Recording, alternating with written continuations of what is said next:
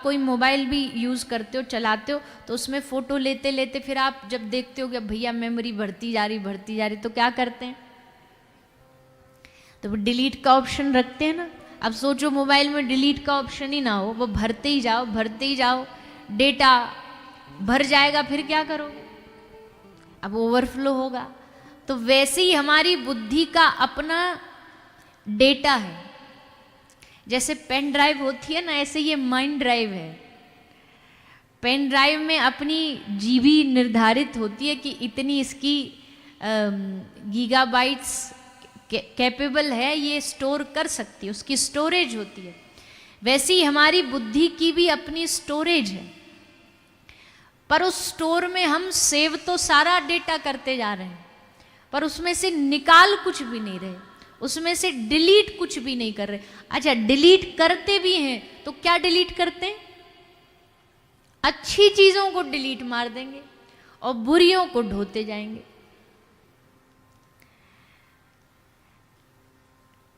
सुख को याद नहीं रखेंगे, पर दुख की कोई बात होगी वो हमें बार बार ऐसे परेशान करती रहेगी, हम उसे ढोते रहेंगे। जैसे उदाहरण के लिए मान लीजिए ये एक पुष्प है, ये एक फूल है,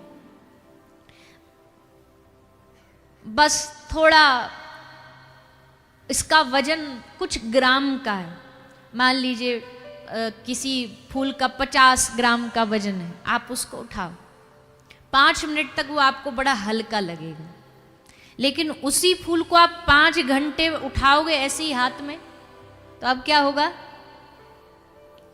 वो 50 ग्राम का वजन आपके लिए 500 ग्राम का हो जाएगा। उसी को तुम 10 घंटे उठा करके ऐसे ही बैठे रहो तो अब वो उसका बोझ और ज्यादा बढ़ जाएगा। जीवन की हमारी परिस्थितियां भी महापुरुष कहते हैं वैसी है। थोड़ी देर अपने अगर दिमाग में मन में रहोगे तो थोड़ी हल्की लगेंगी, पर हम क्या करते हैं? उनको एकदम ढोते रहते हैं, जमा रखते हैं, तो वो उसका वजन बढ़ता जाता है, मतलब उसका दुख बढ़ता चला जाता है, उसका दुख बढ़ता चला जाता है। बात भैया है तो बड़ी सच्ची, पर समझ में कितनी आ जाए हमारे, वो अलग बात है, वो अलग बात है। क्योंकि संसार का सुख का छोटा सा हिस्सा भी हम कुछ समय बाद भूल जाते हैं, लेकिन दुख नहीं। अच्छा, किसी ने हमारा सम्मान किया, वो इतना याद नहीं रहता, पर 10 साल किसने हमको गाली दी थी वो याद रहता है, और एग्जैक्ट वर्ड्स भी याद रहते हैं, शब्द टू शब्द याद रहता है कि उस समय उसने हमको ये शब्द बोला था, वो हमारे हृदय में चलता है, वो हमसे डिलीट नहीं होता, वो हमसे छूटता नहीं है हमारे चित्त से। इसी का कारण है कि हमारी दिमाग की जो स्थिति है, जो स्टोरेज है, वो फुल हो जाती है, और फिर धीरे धीरे मन अशांत, धीरे धीरे मन डिप्रेशन, धीरे धीरे मन स्ट्रेस, इस सब की ओर बढ़ने लगता है। इसलिए ठाकुर जी कहते हैं कि भैया हर रोज या हर एक सप्ताह या हर महीना बैठ करके थोड़ा सा अपने आप का चिंतन करके कुछ कुछ चीज़ों को दिमाग से निकालो, डिलीट करो, नया भरते जाओ। नए में भी भगवान की कथा, भगवान का चरित्र, संसार की भी कोई चीज़ आ रही आने दो, पर कुछ समय बाद फिर थोड़ा समय निकाल करके उसको स्वच्छ करो, उसको साफ करो। तो ठाकुर जी को बांसुरी वेणु प्रिय क्यों? क्योंकि भीतर से खाली है। भगवान की प्रिय वस्तु में ये है, भगवान की प्रिय खाद्य वस्तु में दूध माखन, भगवान के वाद्य में बांसुरी, और भगवान को क्या प्रिय? गौ माता, गौ माता प्रिय है। अब गौ माता के गुण तो हम आपको बताने लग जाएंगे तो हमको लगता है आज पूरी कथा उसी में निकल जाएगी, क्योंकि गुण ही इतने गुण किसी जीव में हो सकते हैं? भला कभी नहीं हो सकते। एक पुणे में ही एक रिसर्च हुई थी एक बार, उस रिसर्च में क्या किया गया? उस रिसर्च में 50 भैंसों को लाया गया, और 50 भैंसों के बीच में उसका एक पाड़ा लाया गया, भैंस का बच्चा, और उस भैंस के बच्चे को 50 गायों के बीच में छोड़ दिया गया कि जाओ जी और जा करके पहचानो तुम्हारी मैया इसमें से कौन है। तो भैंस का पाड़ा पहली भैंस के पास गया, पर वो उसकी मैया थी नहीं तो उसने लात मार के भगा दिया। दूसरी के पास गया, उसने भी लात मार के भगा दिया। 5वीं 10वीं, लास्ट में सबसे पीछे जब पहुंचा तब जाकर के उसको अपनी असली मैया के पास पहुंचा। फिर दूसरी बार गायों की लाइन लगाई, गायों में 50 गाय खड़ी करी गई और उसमें गायों का एक बछड़ा छोड़ा गया और उस बछड़े को छोड़ दिया गया कि जाओ अपनी मैया को पहचान लो। तो वो गाय का जो बछड़ा वो सीधा गया, ना तो उसे पहचानने की जरूरत पड़ी, ना भटकना पड़ा, ना गलत जगह गया, सीधा 50 गाय में से उसकी माँ कौन सी है, कहाँ खड़ी है, उसको सूंघते सूंघते वहां पहुंचा और डायरेक्ट जा करके अपनी माँ के थनों से लग के दूध पीने लगा, अपने आप दूध जा करके पीने लगा। तो इसका भाव क्या है, इसको कहने का हमारा भाव यह है कि जो गाय की दूध भी होता है ना, उस दूध में बहुत बुद्धिमता होती है, बहुत ताकत होती है, बहुत तीक्ष्ण बुद्धि होती है। इसलिए हम तो कहते हैं अपने बच्चों को भी, भैया अगर तीक्ष्ण बुद्धि का बनाना है तो थोड़ा घर में उनका खान पान जो है बढ़िया रखो, गाय का दूध पिलाया करो, गाय का घी पिलाया करो, बढ़िया मिष्ठान बनाना है तो गाय के घी में दूध में बनाओ, तो उससे बुद्धि तीव्र होती है। क्योंकि बुरा नहीं मानिएगा, वैसे भी आजकल के बच्चों की बुद्धि तीव्र होती क्यों नहीं है, क्योंकि तो जन्म से ही उनको सबसे पहले तो आईपैड और फोन पकड़ा दिया जाता है। पहले तो फिर भी बच्चे गर्मी की छुट्टी हो गई चलो बाहर घुमाते हैं, शरीर की भी कसरत हो जाती थी, दिमाग की भी कसरत हो जाती थी। आजकल तो अगर वो क्रिकेट भी उनको खेलना है तो वो ग्राउंड में जाके नहीं खेलते, मोबाइल में खेलते, उसमें जाकर के खेलते हैं। तो शारीरिक श्रम नहीं रहा, बौद्धिक श्रम नहीं रहा। तो ऐसे में कम से कम उनका खान पान तो ठीक होना चाहिए। गौ माता के अनेक गुण हैं, इसलिए ठाकुर जी को गौ माता प्रिय, गौ माता का वात्सल्य भरा हृदय है, इसलिए ठाकुर जी को गौ माता प्रिय है। तो ये सब प्रिय वस्तु हैं। और एक बात ध्यान रखना कि जो हमारा प्रेमी होता है ना, उसकी प्रिय वस्तु हमारी भी प्रिय अपने आप बन जाती। उसको जो प्रिय वो हमारा प्रिय अपने आप बन जाएगा। उनकी आदत, उनका आहार, उनका व्यवहार वो हमें अपने आप प्रिय लगने लग जाता है। वैसे ही ठाकुर जी को जो जो प्रिय है, उनकी प्रिय वस्तु भी हमारी प्रिय बने, ऐसा हमें प्रयास करना चाहिए। इसलिए भगवान की लीला सुनाई जाती है। भगवान की लीला ब्रज में सुखदेव जी के द्वारा सुनाई गई।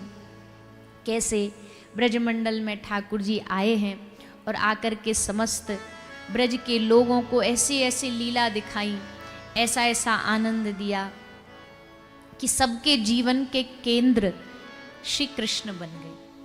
सबके जीवन का केंद्र मूल श्री कृष्ण बन गए। अब चाहे व्यक्ति, चाहे ब्रज के लोग, गोपियां, ग्वाला, संसार में कहीं भी रहें, पर उनका चित्त, उनका मन श्री कृष्ण से ही जुड़ा रहता है।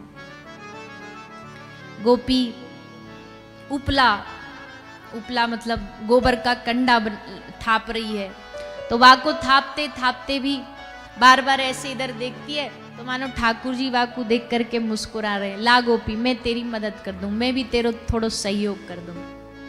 ले करके गोबर को ठाकुर जी वाके संग बैठ करके गोबर को कंडा बना रहे हैं। गोपी कह रही है, लाला तू ये बता, तू मेकअप करेगो? ठाकुर जी बोले, तू कहाँ ते मेकअप कर देगी मेरो? बोले, मैं तेरो बहुत बढ़िया श्रृंगार करूंगी। पर गोपी तेरे ढोरक कछु है तो है ना, काय को श्रृंगार करेगी?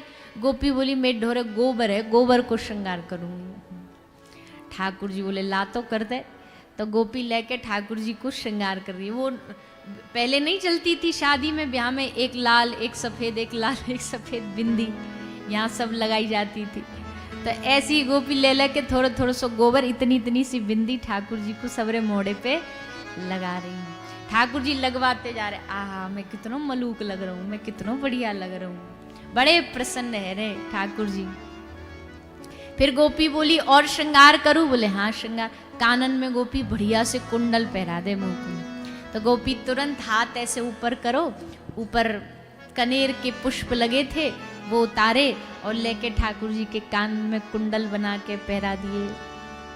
फिर कहीं ते हाथ आगे करो, बेल पत्ती लगी, वाकू उठायो और ठाकुर जी के चरणन में पायल बांध दी, मानो हमने ठाकुर जी को नूपुर पहरा दिए हैं। यहाँ बाजू बंद बांधी, कछु फूलन की माला बनाई और ठाकुर जी को यहाँ बांध के श्रृंगार कर दिया। ठाकुर जी का श्रृंगार केवल वस्त्रों से नहीं होता, बहुत अनेक अनेक प्रकार से श्रृंगार कर सकते हो आप ठाकुर जी का। अपने घर में भी जो ठाकुर जी है ना, उन पे भी कुछ ना कुछ अच्छा अच्छा एक्सपेरिमेंट करते रहा करो, पर अच्छे वाला मतलब अब ये नहीं उनको जीन्स पैंट पहना दो इतने भी मॉडर्न न बनो। ठाकुर जी को जीन्स पे, एक बार ब्रज में भी बड़ा हंगामा हुआ, वो बोले ठाकुर जी को पहना दिया, ऐसा भी नहीं, पर कुछ कुछ जो अच्छे सात्विक श्रृंगार है वो ठाकुर जी का करना चाहिए। भगवान की कभी चंदन की पोशाक बनती है ब्रज में, कभी ठाकुर जी की मेवाओं की पोशाक बनती है। कछु नहीं पहनते ठाकुर जी, मेवाओं की पोशाक पहनते हैं, बादाम काजू इन सब की पोशाक बना के भक्त पहनाते हैं अलग अलग भाव से। तो अपने ठाकुर जी को क्या क्या आप नया बढ़िया पहना सकते हो, नया क्या श्रृंगार कर सकते हो, वो सब विचार करना चाहिए, वो सब प्रयास करते रहना चाहिए। और वो तभी आएगा जब आपका चित्त वहां लग रहा होगा, तभी तो आप सोचोगे। अब अपने लिए हम कितना सोचते, अब आप यहाँ 7 दिन आए तो बैग पैक किया होगा कि नहीं? अच्छा जन्म पे ये वाला पीला, ये वाला बढ़िया लगेगा लहंगा, ये सूट बढ़िया लगेगा, शादी पे तो ये वाला श्रृंगार बढ़िया लगेगा, उस पे ये सेट बैठेगा। तो हम कितना पूरा प्लान करते ना अपना, वैसे हम ठाकुर जी का प्लान करें, हम ठाकुर जी के लिए विशेष सोचें कि भगवान का ये वस्त्र जचेगा, इस पे कौन सा श्रृंगार बढ़िया लगेगा। ऐसा जब मन सोचने लग जाता है ना, तो इसका मतलब है कि अब हमारे हृदय में ठाकुर जी के प्रति अब पूजा वाला भाव नहीं रहा है, अब प्रेम वाला भाव आ गया। अब हम प्रेम से ठाकुर जी से जुड़ गए। तो उनका श्रृंगार, गोपी की भक्ति यही है, गोपी का भाव ही यही है। गोबर लेके ठाकुर जी को पूरा बिंदी लगा दी, श्रृंगार कर दिया। फिर गोपी बोली लाला चलेगो मेरे संग? बोले कहाँ लेके जाएगी? बोले मोकू गैया को दूध निकालनो है, दूध दोहनो, तू चल मेरे संग दूध निकलवा दे। ठाकुर जी बोले चल, हम पे कौन सो काम धंधो, हमें कौन सी ड्यूटी जानी है। लेकर के सखी को और वाके संग लाल जी आ गए, आकर के गैया के पास खड़े है गए। गोपी दूध निकाल रही, गोपी बोली दूध पिएगो लाला? ठाकुर जी बोले हाँ गोपी दे दे। बोले ला ग्लास लेकर क्या, बर्तन लेके आ, पात्र लेके आ। ठाकुर जी बोले पात्र में ही पीनो होतो तो तेरे संग काय को आतो? अजी पात्र में ही मोकू लेनो होतो तो तेरे संग काय को आतो? अब जब आ ही गए हूं और गैया को दोन है ही रहे हो, तो अब तो गोपी डायरेक्ट चलन दे। कैसे? बोले ऐसे तू दूर ते निशानो मार, थन को पकड़ के और सीधे डायरेक्ट हमारे मोड़े में। एक बड़ा सुंदर चित्र भी है, अगर आपने कभी देखा हो, ऐसे गैया के थन से डायरेक्ट ठाकुर जी दूध पान कर रहे, सीधा धार जा रही है गैया के दूध के, और ठाकुर